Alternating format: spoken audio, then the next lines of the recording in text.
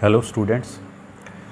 Last lecture में हमने एक एक्सप्रेशन स्टडी की थी, स्ट्रेट करंट कैरिंग वायर के due to magnetic field find किया था हमने, और रिज़ल्ट जो आया था और उसके लिए जो सिचुएशन थी यानी जो डायग्राम बना था और साथ में जो उसका रिज़ल्ट आया था, मैं एक बार यहाँ आपको फिर से शो करता हूँ। उसके बाद से फिर हम प्रॉब्लम्स को डिस्कस करेंगे। देखिए, this is current carrying straight wire.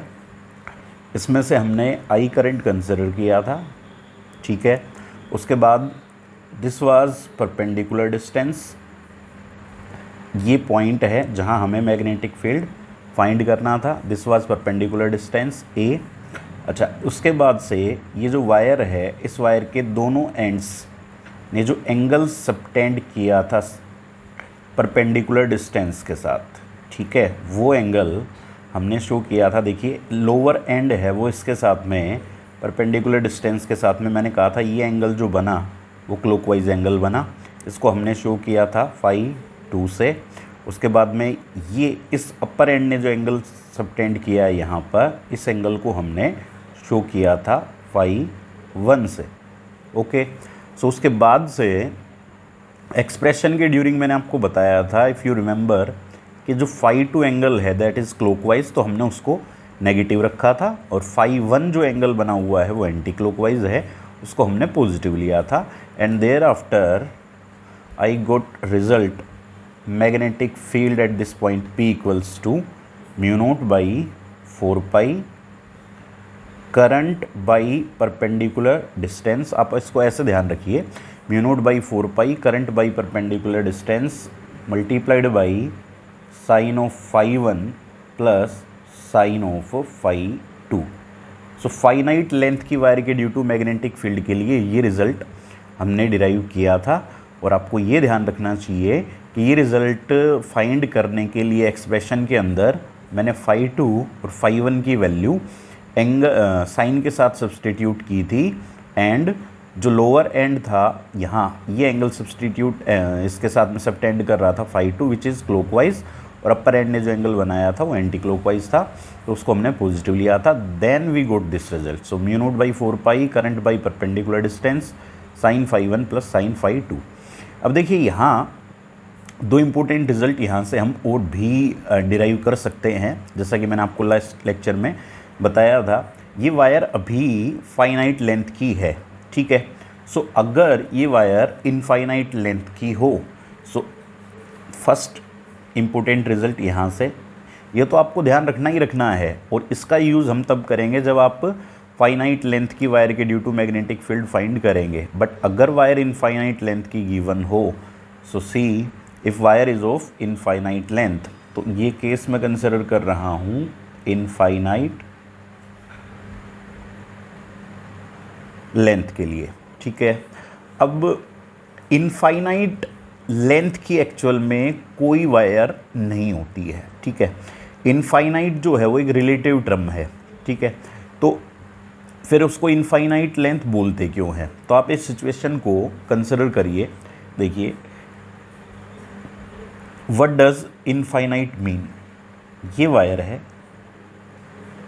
ठीक है तो फाइनाइट लेंथ की, बट जो ऑब्जर्वेशन पॉइंट यानी कि जहाँ मैग्नेटिक फील्ड आपको फाइंड करना है, जहाँ आपको मैग्नेटिक फील्ड फाइंड करना है, वो पॉइंट लाई करता है वायर के इनफ क्लोज।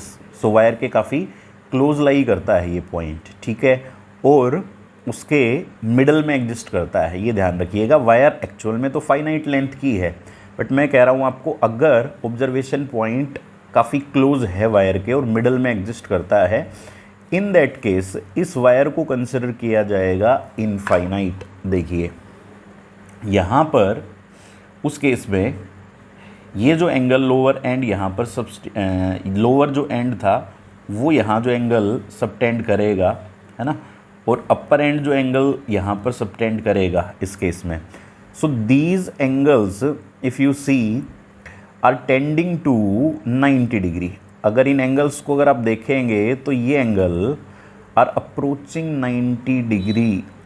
सो एक तो फर्स्ट आपको ये पॉइंट क्लियर होना चाहिए इनफाइनाइट लेंथ की वायर का मीनिंग हमारे लिए क्या है, ठीक है। सो पॉइंट, ऑब्जर्वेशन पॉइंट अगर वायर के सफिशिएंटली क्लोज होगा, मिडल में होगा, in that case both of the angles phi 2 and phi 1 will approach to 90 degree. तो उस केस में हम वायर को इनफाइनाइट ट्रीट करेंगे।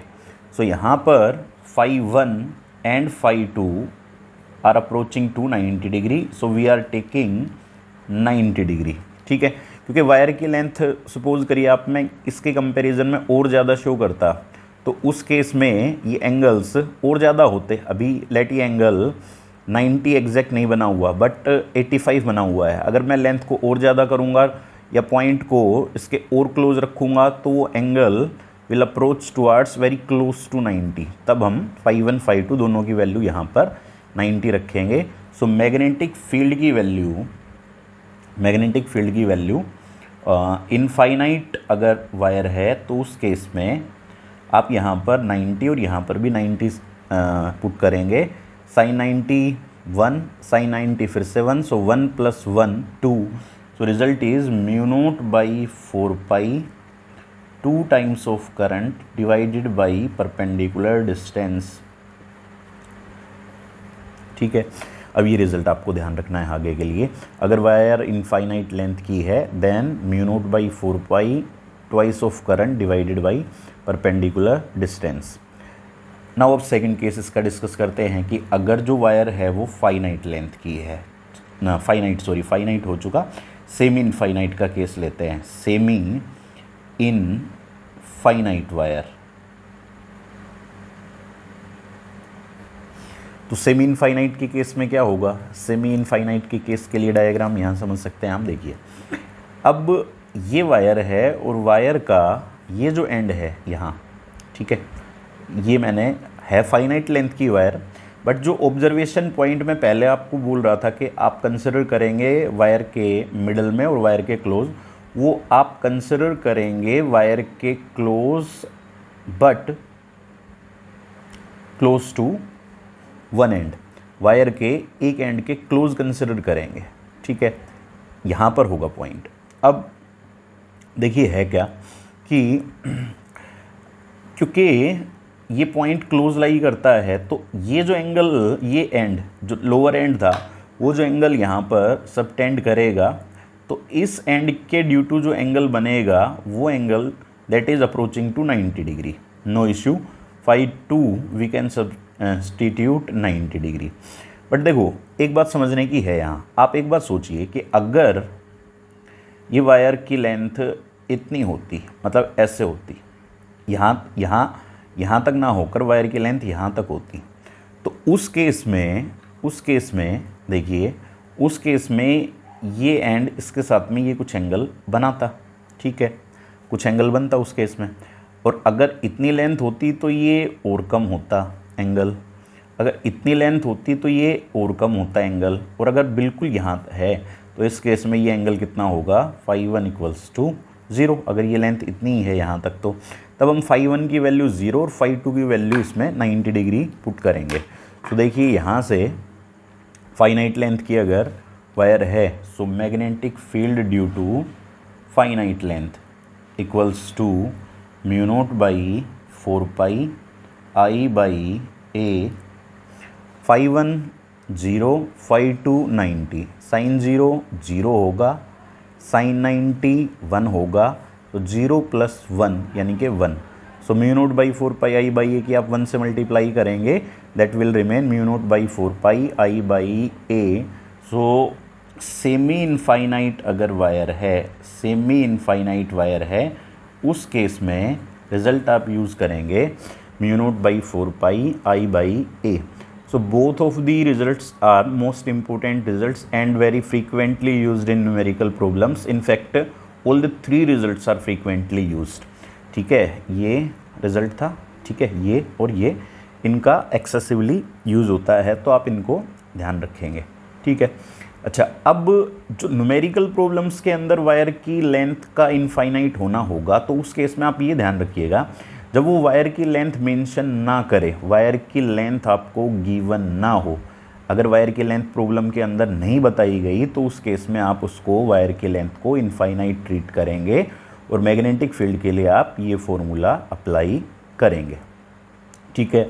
अच्छा, डायरेक्शन जो मैग्नेटिक फील्ड की थी उसके लिए मैंने कल आपको रूल बता दिया था।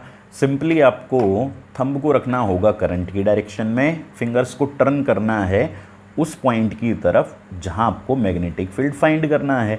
जैसे कि इस केस के अंदर ये डायरेक्शन है करंट की, यहाँ मैग्नेटिक फील्ड आपको फाइंड करना है, तो थंब को रखेंगे करंट की डायरेक्शन में, ये थंब को करंट की डायरेक्शन में रखा, इस पॉइंट पर मैग्नेटिक फील्ड फाइंड करना है, फिंगर्स अंदर गई तो नोटबुक के प्लेन के या पेपर के प्लेन के परपेंडिकुलर अंदर की डायरेक्शन में मैग्नेटिक फील्ड होगा, which we shall show by symbol cross.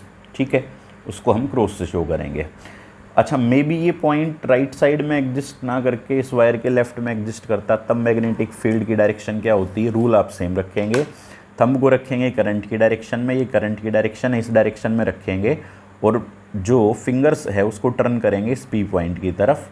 तो देखिए इस तरह से ये डायरेक्शन करंट की है, थंब को करंट की डायरेक्शन में रखा और यहाँ मैग्नेटिक फील्ड फाइंड करना है, तो यहाँ फिंगर्स को देखेंगे आप, ये बाहर की तरफ ऊपर की तरफ आएंगी, तो इट मीन्स यहाँ मैग्नेटिक फील्ड प्लेन के परपेंडिकुलर और आउटवर्ड डायरेक्शन में है, इसको हम शो करेंगे डॉट से।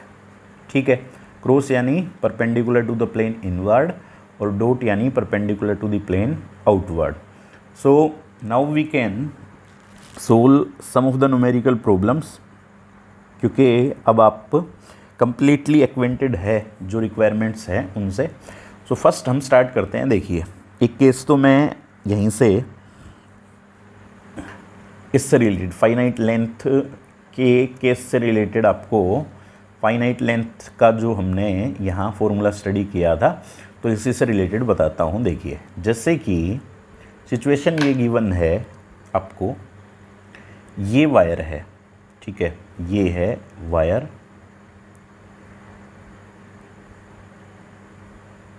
ठीक है, फाइनाइट लेंथ की वायर गिवन है। अच्छा क्या पूछा गया हमसे, ये पूछा गया है कि ये पॉइंट है, ठीक है, ये करंट फ्लो करता है I, इस पॉइंट पर आपको मैग्नेटिक फील्ड की वैल्यू फाइंड करनी है और इन्फॉर्मेशन क्या गिवन है वो देखिए। इन्फॉर्मेशन हमें ये गिवन है,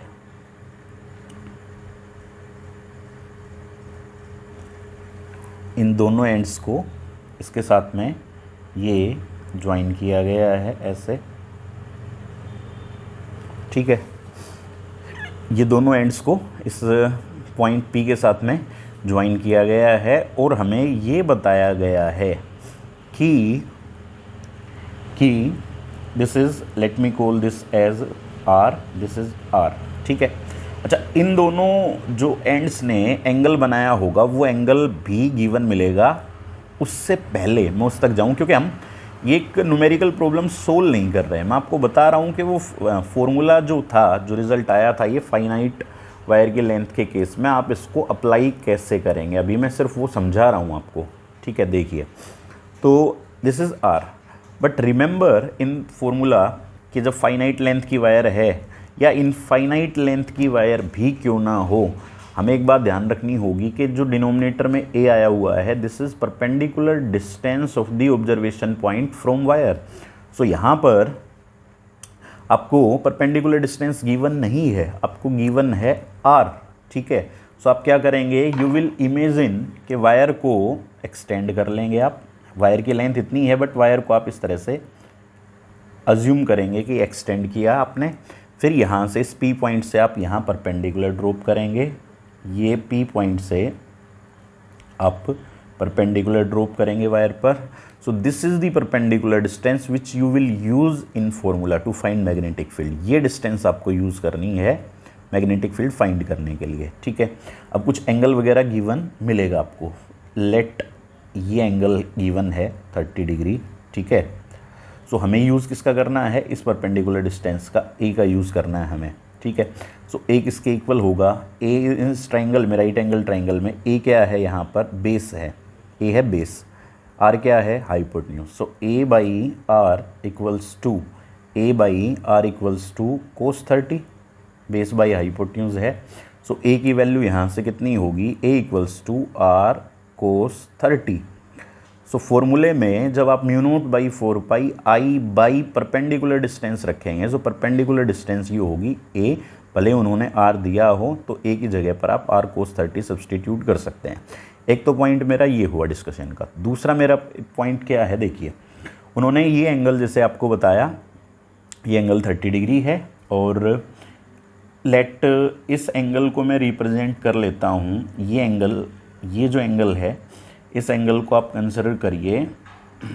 लेट ये एंगल है मेरे पास 50 डिग्री। ओके, ये एंगल गिवन है 50 डिग्री, ये एंगल है 30 डिग्री। अब आपको सिर्फ यहाँ इस पॉइंट पर मैग्नेटिक फील्ड का फॉर्मूला लिखना है कि भाई क्या फॉर्मूला हम यूज़ करेंगे। सो B इक्वल्स टू, यहीं पर यूज़ करते हैं, देखिए B equals to magnetic field equals to mu naught by 4 pi.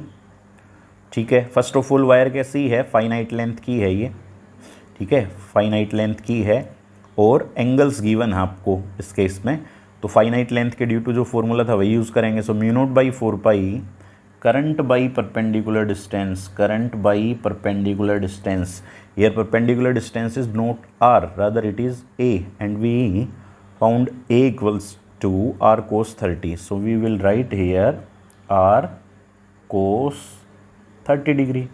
Okay, next इसके बाद क्या करना है हमें, इसके बाद हमें यहाँ पर यूज़ करने हैं angles sine phi 1 see, mu naught by 4 pi current by perpendicular distance sine phi 1 plus sine phi 2।